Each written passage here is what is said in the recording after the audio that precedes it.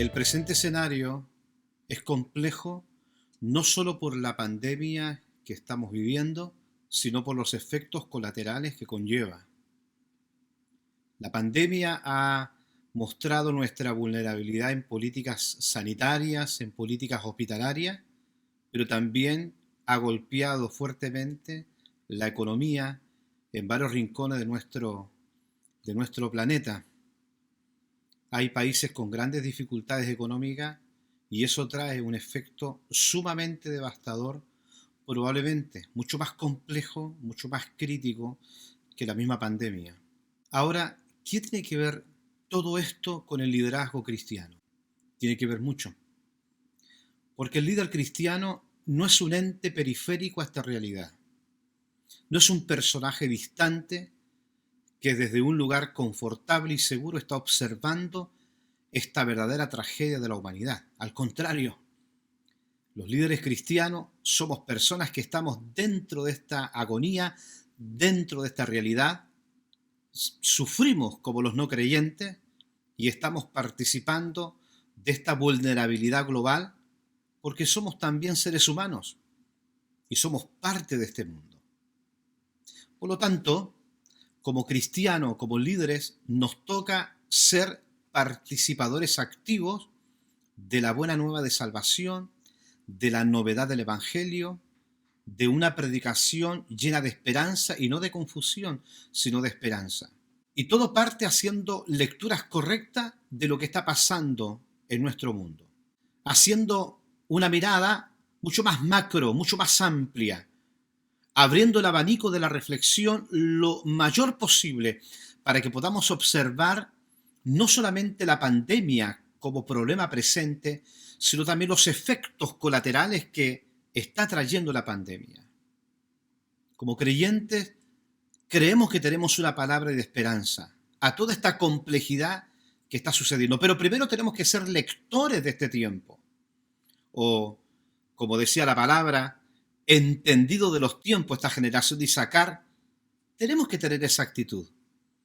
Un liderazgo, un cristianismo que trata de entender la problemática, que trata de comprender la densidad de la oscuridad para que podamos ser una luz inteligente, una luz intencional, una luz que podamos proponerle al mundo un camino de esperanza. Por lo tanto, tenemos que leer de alguna manera lo que está pasando a nuestro alrededor. Tenemos que tratar de entender los efectos que esto está provocando. Y para esta lectura he invitado a un amigo, Héctor López, abogado chileno, que tiene una tremenda capacidad de poder ayudarnos a comprender de alguna manera estos escenarios globales que como líderes tenemos que estar conscientes para dar una mejor respuesta y un mejor servicio a la hora de acercarnos al mundo que sufre, al mundo que nos necesita con un destello de luz intenso a esa oscuridad que están sufriendo. Héctor es una persona muy versada a la hora de explicar de alguna manera los datos duros que tienen que ver con la problemática, con la realidad social, política, económica del mundo de hoy. Y juntamente con él queremos reflexionar sobre eso, por esta necesidad que hay de conocer una macrovisión de lo que sucede a nuestro alrededor. Por lo tanto, Héctor nos va a conducir sobre datos que aunque parezcan frío, y me gusta cómo él lo plantea, que aunque parezcan frío, estos datos tienen rostro, tienen historias de personas, hombres y mujeres, que tratan de salir adelante en medio de esta crisis pandémica. Sin duda de que va a ser algo que nos va a ayudar como pastores, como ministros, como líderes, como pensadores, para que podamos tener una actitud mucho más comprensible, mucho más sensible, mucho más iluminada, más renacida sobre lo que está pasando en el mundo de hoy. Porque tenemos que ser como los de Isaacar, una generación entendida de los tiempos. Así que estamos contigo, Héctor. Hola, tengan todos ustedes muy buenas tardes. Un fraternal y cariñoso saludo desde Calama, Chile, bien al norte de esta patria larga y angosta. Los saludo afectuosamente a todos los alumnos de ELET, esta Escuela Latinoamericana de Estudios Teológicos, y al programa de Maestría en Divinidades, al cual el doctor Huerta ha tenido la amabilidad de poder invitarme a poder compartir con ustedes hoy día una breve charla sobre algunos desafíos sociales y eclesiales que se le presentan al liderazgo en nuestra América Latina y también, por qué no decirlo así, con la comunidad hispanohablante que se encuentra en los Estados Unidos. Agradezco, como bien señalo, de todo corazón, desde acá de las alturas de Calama, ¿cierto? Bien a la periferia de la segunda región de Chile. Estoy con ustedes. Mi nombre es Héctor López, soy abogado de profesión. Además de aquello, igual tuve la oportunidad de estudiar teología, también tengo un bachiller superior en teología, pertenezco a la Iglesia de Dios de acá de la ciudad de Calama. En ese orden de ideas, el tema es bastante desafiante, el que nos presenta el doctor Huerta, y quisiera poner más que todo algunas ideas sobre la mesa, las cuales después van a ser fruto de reflexión, las cuales después van a ser fruto de alguna discusión interna y también, por qué no, fuera de nuestras congregaciones. En ese tenor de ideas voy a compartir pantalla, ¿no es cierto?, para ir mostrando la presentación en estos próximos 20, 25, 30, 35 minutos. Espero hacerlo bastante breve para poder comunicar lo que es esencial. Bien, ahí sí. Bien, como bien les indiqué, el tema se denomina desafíos sociales y eclesiales del liderazgo en América Latina, pero también a la comunidad hispanohablante que se encuentra en los Estados Unidos. En ese orden de ideas, lo que vamos a hacer es primero partir con una célebre frase de el Martín Lutero, ¿no es cierto?, el gran reformador alemán, que indica que si nosotros predicamos el Evangelio en todos sus aspectos, pero exceptuamos los temas que están relacionados con nuestra época o con tu época, decía Martín, no predicamos en absoluto el Evangelio. Tenemos que entender que el Evangelio es la acción y el efecto de comunicar. Entonces, ¿qué comunicamos? ¿Qué acción comunicamos y qué efectos producimos? Y eso es parte de la predicación. Entonces, la predicación es eso, es una acción y un efecto de comunicar. Y el contenido de lo que nosotros estamos comunicando, lo que nos trata de decir a nosotros Martín, o que podemos interpretar desde nuestro horizonte, es que esta predicación o nuestra relación con el mundo actual debe ser lo más contextual posible.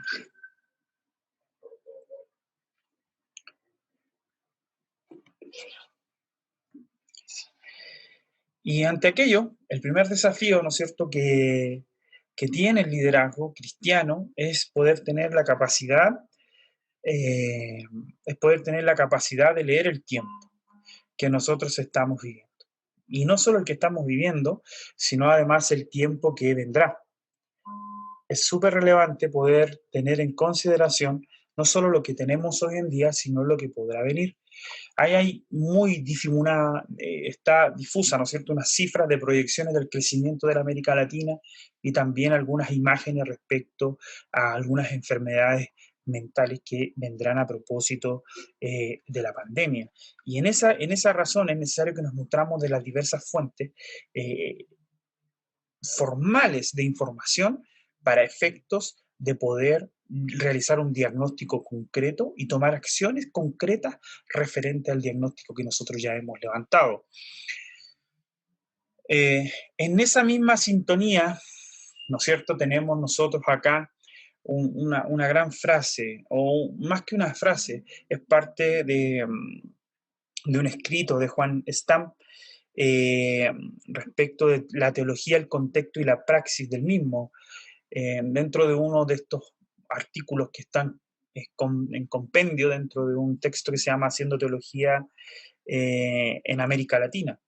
Señala el profesor, ¿no es cierto?, don Juan, el pastor, el teólogo, el doctor que la tarea fundamental de la teología no es primordialmente la de sistematizar, sino de contextualizar, con la mira a la misión fiel que el pueblo de Dios en el mundo tiene en la historia. Está llamada a realizar una fusión de horizontes entre el mundo de la fe, ¿no es cierto?, antes descrita, y el mundo actual en el que la Iglesia tiene que realizar con fidelidad su misión.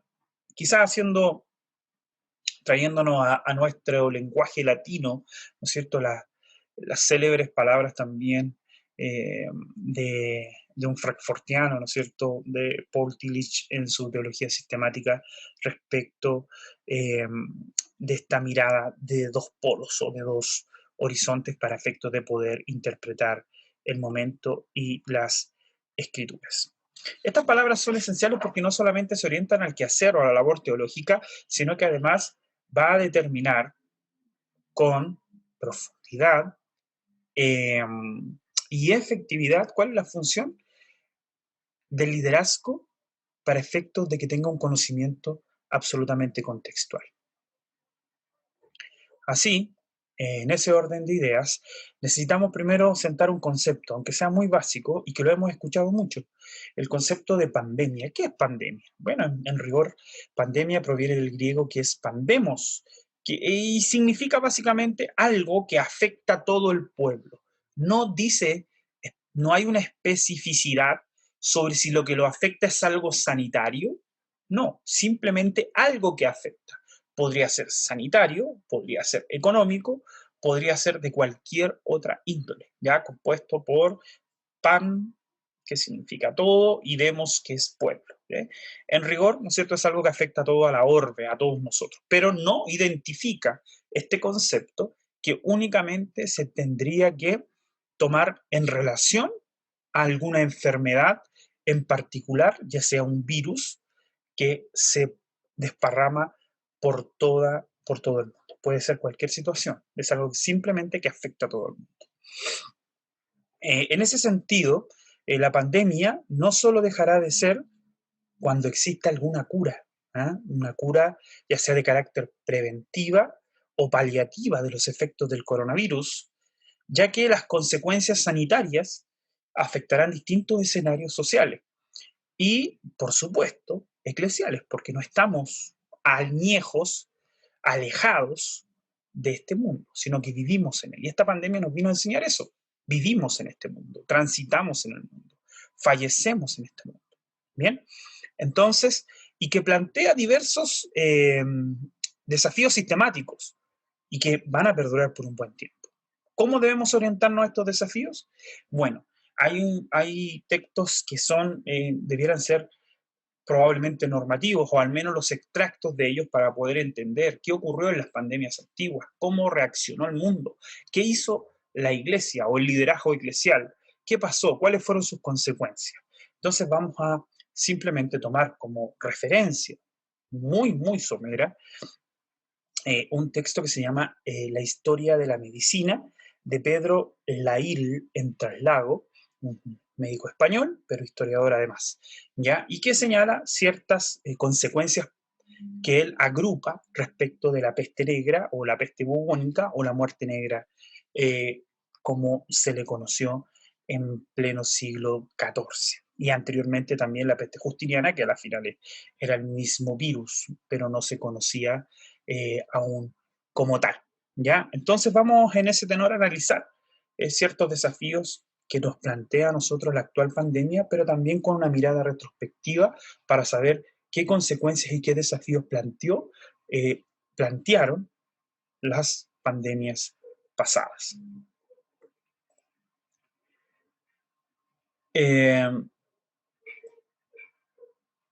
Así se va a desarrollar esta exposición. Vamos, ¿no es cierto?, a hablar acerca de los desafíos sociales y eclesiales en el liderazgo, y se va a plantear bajo 3 ejes. El último probablemente es el que lo vamos a dejar sobre la mesa porque es un tema que se debe y se tiene que discutir de manera muy concienzuda, con una altura de mira muy grande. Lo primero es la crisis económica, en segundo lugar, una práctica de la fe viciosa, y en tercer lugar, pandemia y corrupción. Bien, eso va a ser nuestro eje, nuestro mapa de ruta sobre el cual vamos a transitar en los minutos que nos quedan. Lo primero que tenemos que señalar es respecto de la crisis económica. Lo que señala el doctor Lain es que una de las consecuencias severas que dejó la peste negra en el siglo XIV fue una gran recesión económica, ¿ya? Y no solo una recesión económica, sino también una gran crisis demográfica, ya que se plantea que casi un tercio de la población de la Europa de ese entonces falleció a causa de la peste negra. Entonces, la crisis golpeó de manera sanitaria, pero además provocó una gran recesión económica en el viejo continente.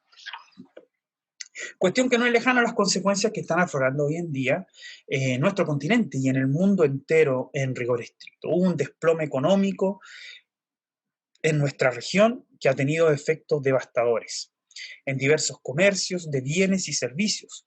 Así, el rubro más golpeado fue el sector turístico. Se indica por parte de la Organización Mundial del Turismo que existen una pérdida aproximadamente de entre 100 a 120 millones de empleos que provienen del sector turístico y otros más que están en riesgo. Además de aquello, también la conferencia, en este caso de las Naciones Unidas, sobre el comercio y el desarrollo, nos indica o proyecta, más bien dicho, una pérdida del PIB mundial equivalente al 1.5 al 2.8%. ¿En qué se ejemplifica esto? ¿En cómo lo podemos llevar a la práctica? ¿Cómo lo podemos materializar en casos concretos? Bueno, un ejemplo, en el caso de los Estados Unidos, se estima que Estados Unidos ha perdido solo por ingresos referentes al turismo, como consecuencia de la pandemia, alrededor de 300 millones de dólares en el rubro del turismo. 320.000, perdón, millones de dólares en el rubro del turismo. Por eso ya no es una excepción observar restaurantes, hoteles o hospederías, lugares que están cerrados, que están clausurados, que están quebrados, que están con sus sillas arriba, como lo muestra esta imagen que nosotros estamos observando. Además de aquello, eso es un ejemplo, un matiz global. Además de aquello, en nuestra región, CEPAL, ¿no es cierto?, ha medido respecto de cuáles son las consecuencias económicas del COVID-19 y prevé, ¿no es cierto?, proyecciones acerca de un decrecimiento en el PIB de la región de 9.1%. ¿Qué significa esto en términos concretos? Porque después los datos los podemos leer todos, buscarlos, analizarlos y leerlos, contrarrestarlos. Que, por ejemplo, en América Latina, el PIB va a caer aproximadamente un 5.3%, y no solo eso, sino que en términos bastante concretos es que va a aumentar la pobreza en 4 puntos porcentuales, y esto significa un incremento de 28.7 millones más de pobres. Es decir, sumemos a toda la pobreza que ya tenemos hoy, debemos sumarle 28.7 millones más como efecto del coronavirus. Además de aquello, nos señala también la CEPAL que va a aumentar la pobreza extrema en 2.5 puntos porcentuales. Y esto significa que van a existir alrededor de 16 millones más de pobres extremos, ¿ya? De pobres extremos. ¿Qué significa esto? ¿Qué consecuencias puede traer eventualmente? ¿Cómo lo visualizamos? ¿Qué efectos tiene? Entonces, el efecto, el aumento de la pobreza debido a la pandemia y a los rasgos de alcance que ésta puede llegar a tener, es un hecho que debe transformarse en una ocupación ahora, ya. ¿Por qué? Pareciera ser que estos números son fríos, ¿no es cierto? Pero esos números tienen rostro. Tienen rostro de niños, tienen rostro de ancianos, tienen rostro de mujeres, de adolescentes, tienen rostro de hombres.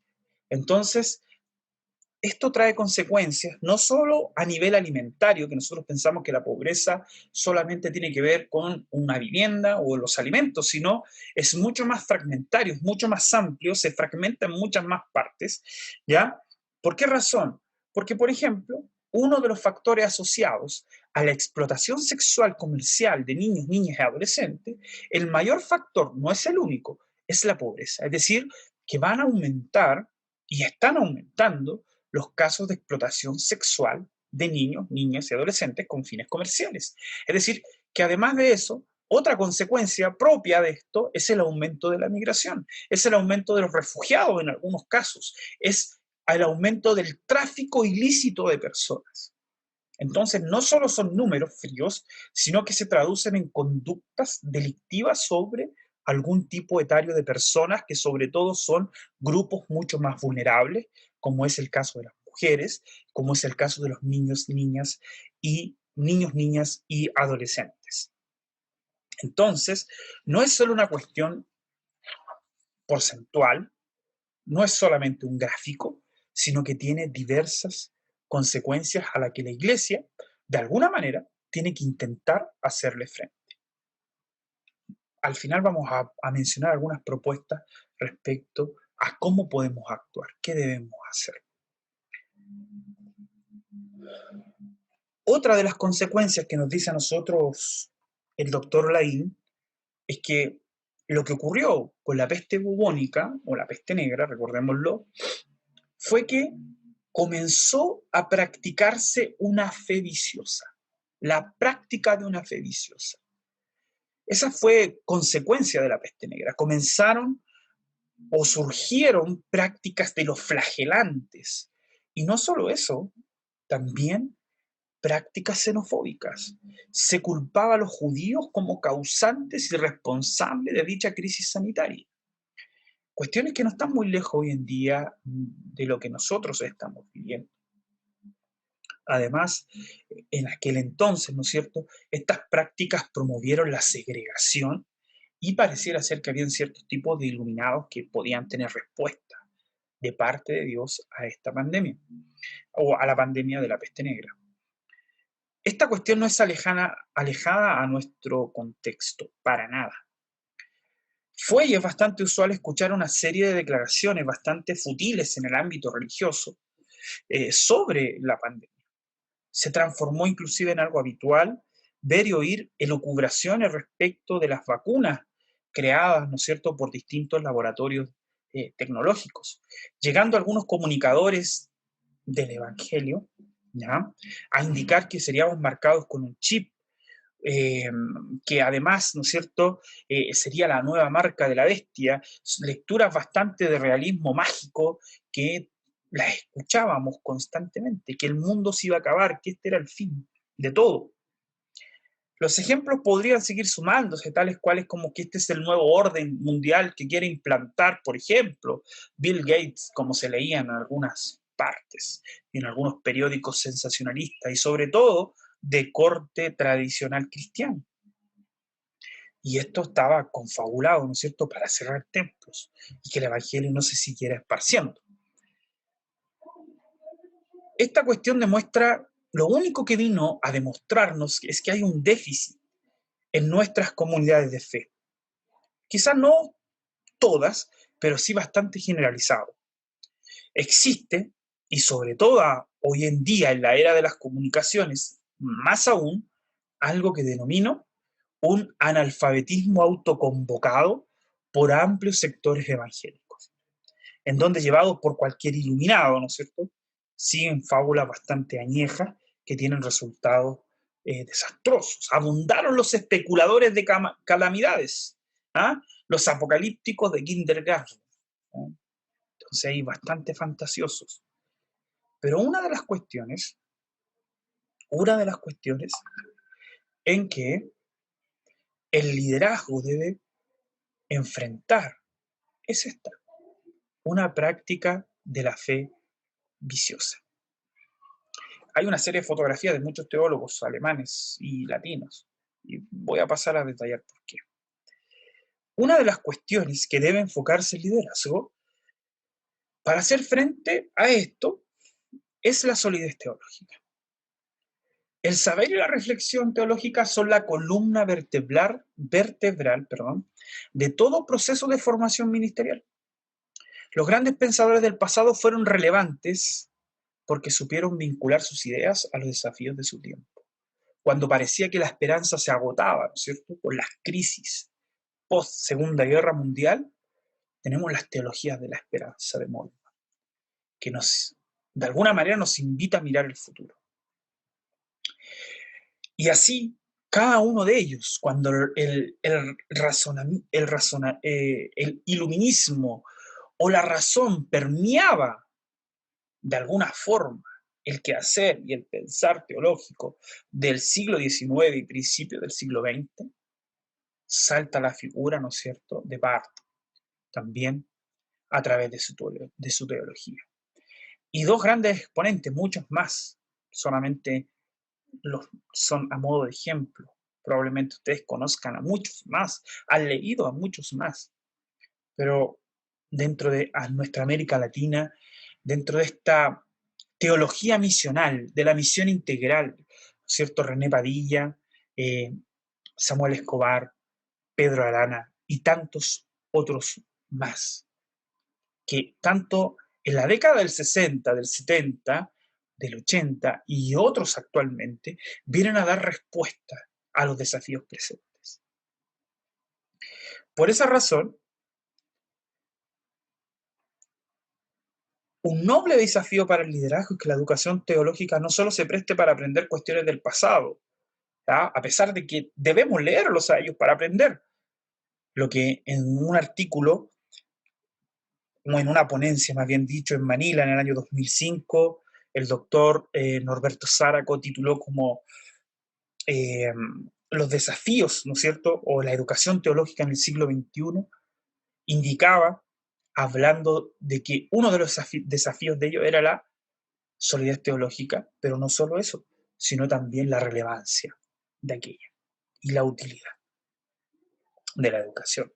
Sáraco denomina que a veces pensamos y miramos solo el pasado haciendo relecturas simplemente para poder saber más y recitar algunos versos de estos grandes personajes, le denomina como una teología arqueológica que a veces nosotros hemos venido plantando en nuestras comunidades, en nuestros seminarios, y no desarrollando el potencial reflexivo de los que están presentes el día de hoy. Entonces, la labor es cómo vinculamos misionalmente los desafíos que tenemos el día de hoy. La educación formal debe ser el horizonte de nuestras comunidades de fe. Y otra cuestión que es muy relevante, la especialización en un mundo globalizado ya es una obligación ética que la Iglesia debe asumir en sus diversas comunidades y debe atender a ellas. No bastará, ¿no es cierto? En esto no basta con acumular conocimiento como si fuéramos, ¿no es cierto?, grandes almanaques o grandes cerebros que solo acumulamos. Necesitamos además especializarnos en diversas áreas del saber teológico y del liderazgo, por supuesto. Por esa razón que los médicos, existe el médico general y hay una diversidad enorme de especialistas. Existen los abogados, pero además hay una diversidad enorme de especialistas en alguna área del derecho, porque ya es una responsabilidad ética lo que debemos hacer respecto a aquello. Solo muy cortito. Decíamos que no solo bastaba con ser sólidos teológicamente, sino además debemos ser contextuales en nuestra teología, en nuestro saber y en nuestro entender. La pandemia sanitaria seguirá adelante. Hay una serie de estudios, y es más, tanto Oxford como algunas universidades latinoamericanas ya han señalado que la próxima pandemia es las enfermedades mentales, como consecuencia de la crisis sanitaria del COVID-19. Es decir, van a derivar, ¿no es cierto?, de este aislamiento social en depresiones, ansiedades, instintos suicidas, etc. Y la pregunta que tenemos que hacernos, ¿tendremos nosotros que generar cambios curriculares para ser relevantes, contextualizados a lo que estamos viendo? Nuestros seminarios, donde formamos a los líderes, no solamente tendrán, por ejemplo, que aprender teologías sistemáticas, genéricas, y los currículum ya clásicos establecidos, sino además enseñar habilidades blandas, es decir, escuchar, oír, aconsejar, estar preparados en ese tenor. Bueno, pues bien, también haremos algunas menciones al final respecto de aquella cuestión. Y el último eje, que creo que tiene que ser abordado en alguna oportunidad con mayor profundidad y creo que se tiene que conversar, porque esto básicamente tiene que ver con las relaciones de poder y el poder propiamente tal, es la corrupción. Delia Ferreira, quien es la directora, ¿no es cierto?, de Transparencia Internacional, ella es la presidenta. En el último informe del año 2020 respecto de la percepción de la corrupción señala que el COVID-19 no es solo un problema sanitario y económico, sino que también es una crisis de corrupción y que actualmente esta no se está logrando administrar. Esto sí que es relevante.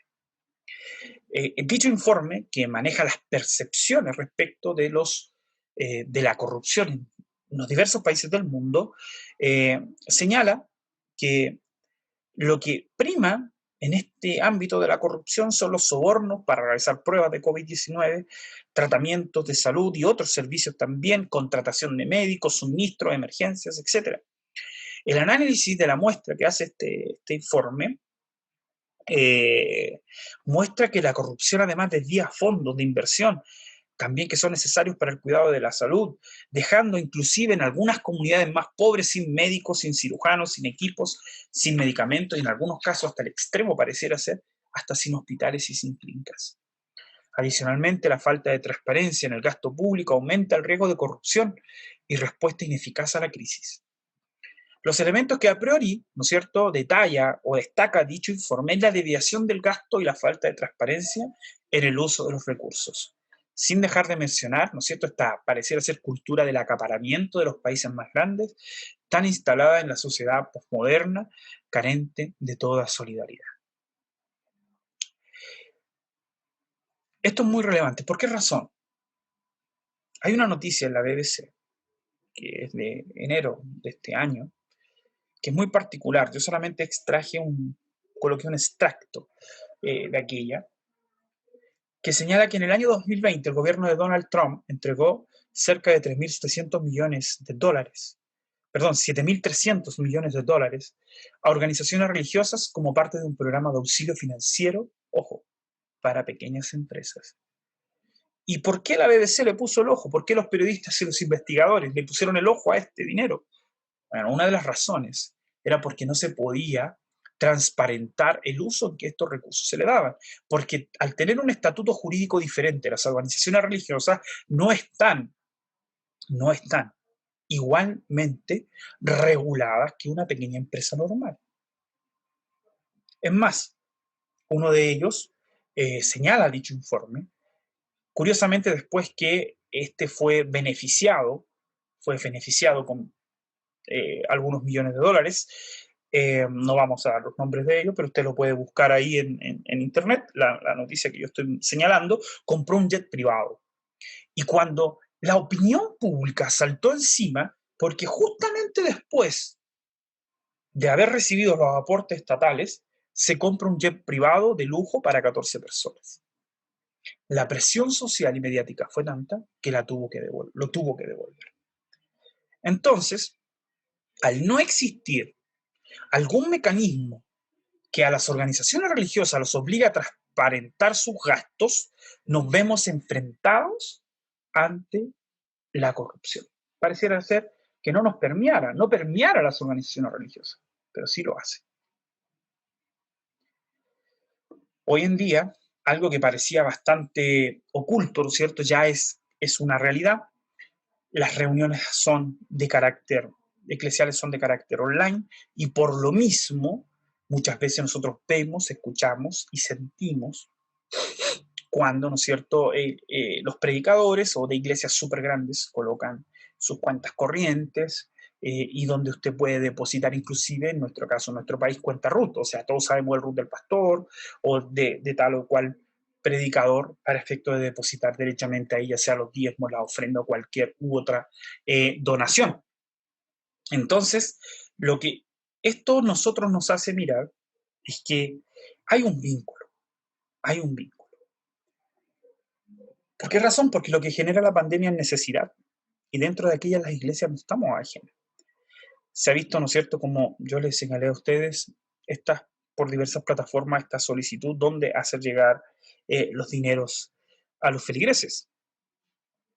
Algo que era bastante oculto y ya está bastante publicitado, ¿no?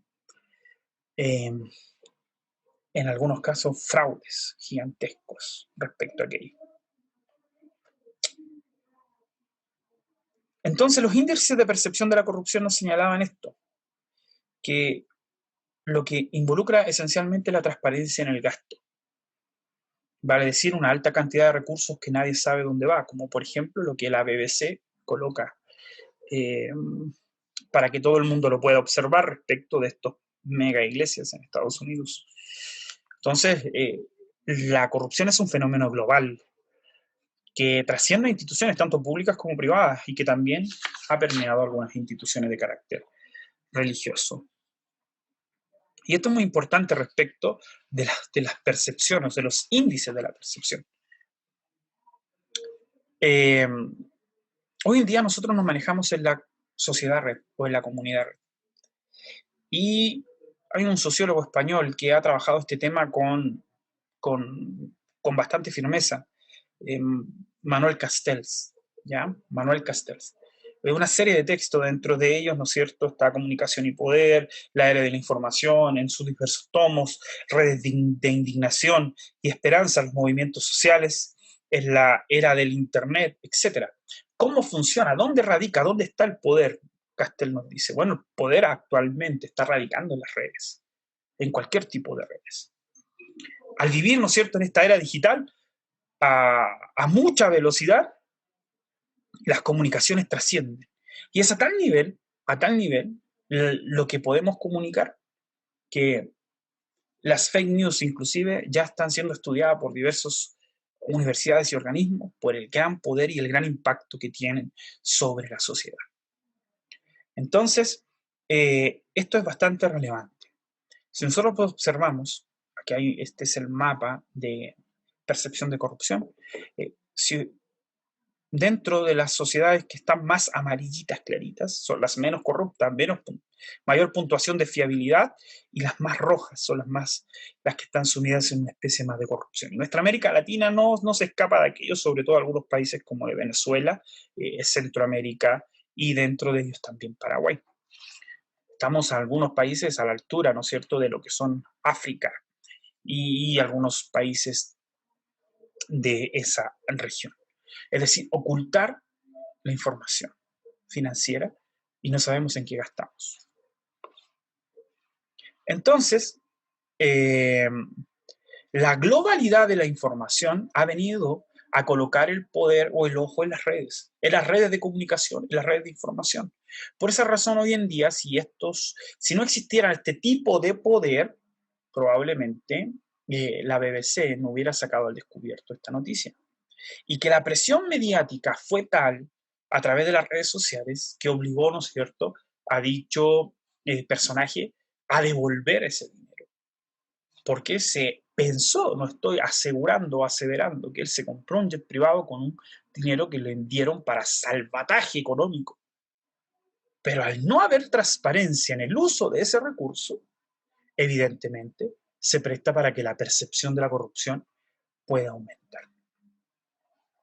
En el rigor estricto, parece que las palabras de Pablo hoy en día cobran un poquito más de valor, o no es que un poquito, mucho valor. Al fin y al cabo, siempre hemos sido cartas abiertas. Y hoy en día, más que nunca, en la sociedad real. Bien, algunas propuestas respecto de aquello, respecto a la crisis económica. Tenemos que entender que hay modelos bíblicos que nos pueden servir. Y uno de ellos es la coinonía. Una frase que extraigo, más bien dicho, un párrafo de un comentario del libro de los Hechos de el doctor Justo González, quien señala que coinonía, en su uso corriente en la vida cotidiana de la sociedad del tiempo de la primera iglesia, no solamente quería decir en un sentido de fraternidad o de compañerismo, solo eso, sino que además quería también decir sociedad, corporación o inclusive compañía, en un sentido muy igual al que nosotros empleamos hoy. Es decir, la coinonía es compañerismo, sí, pero también es solidaridad y compartimiento de sentimientos, de bienes y de acciones.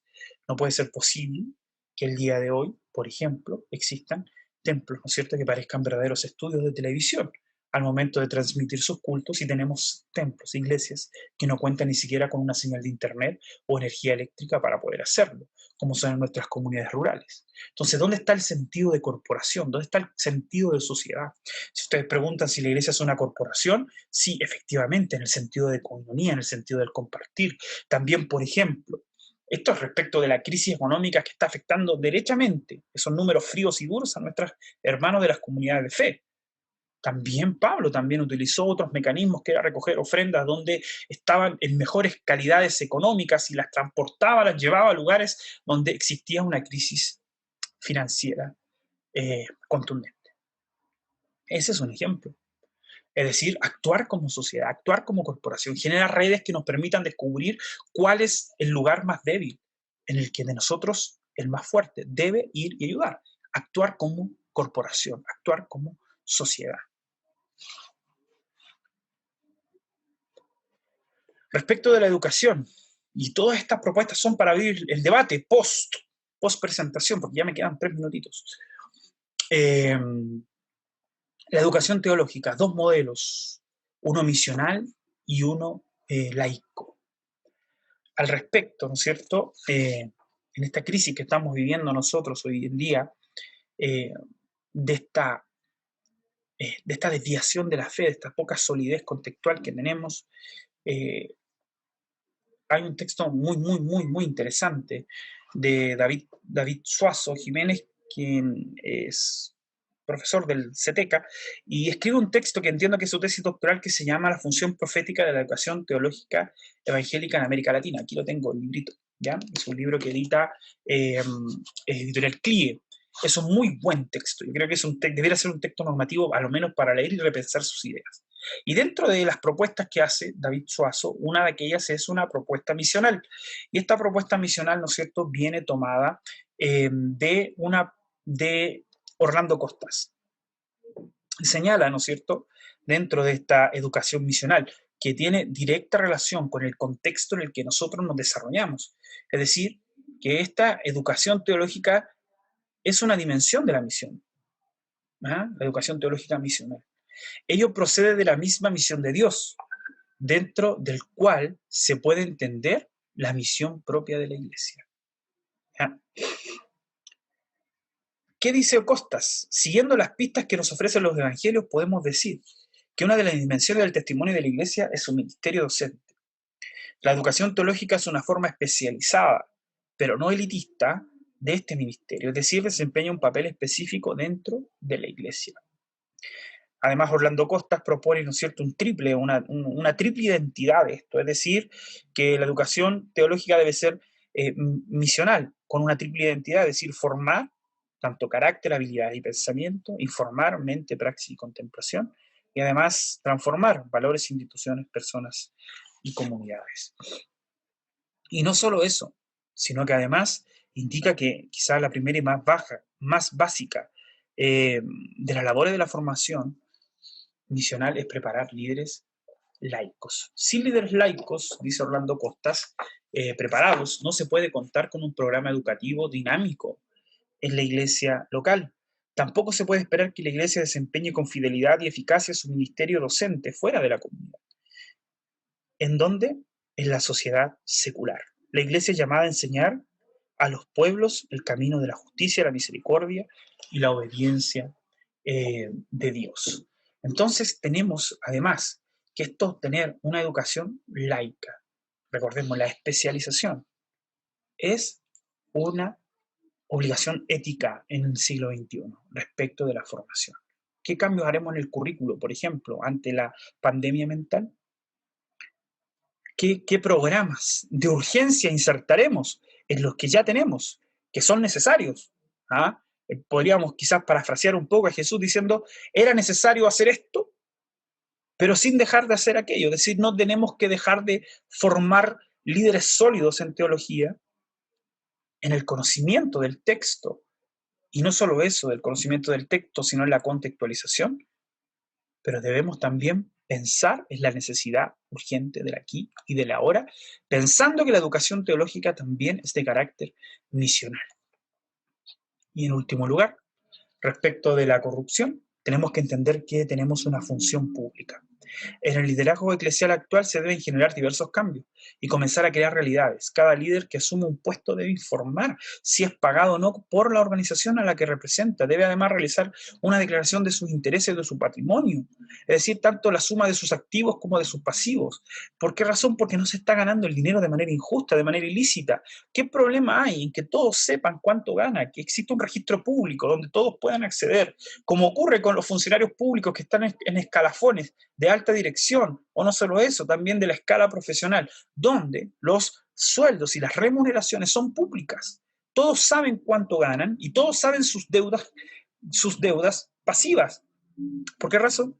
Porque lo que intentamos hacer es frenar la corrupción y que exista mayor transparencia en el uso de los recursos. Yo creo que este es un elemento prioritario que hay que conversarlo, hay que ponerlo sobre la mesa.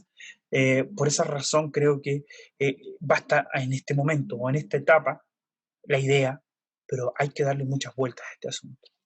No estamos ganando el dinero de manera ilícita. Un líder eclesial no se gana el dinero de manera ilícita. Las mafias lavan los dineros y esconden los dineros porque lo ganan de manera ilícita. Pero en este caso, una iglesia tendrá razón de ser que nadie sepa su cuenta de la luz, que nadie sepa la remuneración de su líder, a lo menos de carácter regional. Creo que es un desafío noble que tenemos por delante. Con esas tres propuestas macro, creo que tenemos mucho tema para dialogar, mucho tema para conversar. Agradezco nuevamente la invitación al doctor Marco. Gracias por la invitación, por la confianza para poder compartir con el grupo de Maestría en Divinidades de ELED, y quedo abierto al diálogo, a las preguntas, a la reflexión, a sus críticas, a todo. Que estén muy bien. Muchas gracias, Héctor. Hemos caminado contigo en estos minutos y hemos sido muy bendecidos con tu exposición. Que no cabe duda de que muchos de los que te están escuchando en este momento han sido no solamente enriquecidos, sino que, y me incluyo, hemos sido interpelados para ser ministros y líderes en este tiempo con una mayor claridad de nuestro entorno, con el fin de ser más efectivo a la hora de ministrarlo, de bendecirlo y de proveer unas palabras de esperanza, un mensaje de esperanza. Muchas gracias por todos estos datos, por tu saber, porque nos ayuda para poder perfeccionar nuestros proyectos misionales y ser mucho más eficientes, mucho más objetivos, mucho más competentes a las preguntas, a las problemáticas que el mundo se está haciendo. Definitivamente, si hacemos una mala lectura del tiempo presente, podemos caer en un innecesario anacronismo. Pero gracias, Héctor, nos has ayudado y sin duda de que esto es muy valioso. Gracias por tu disposición y gracias a todos, hermanos y hermanas, que estuvieron con nosotros disfrutándose esta charla. Un abrazo a todos.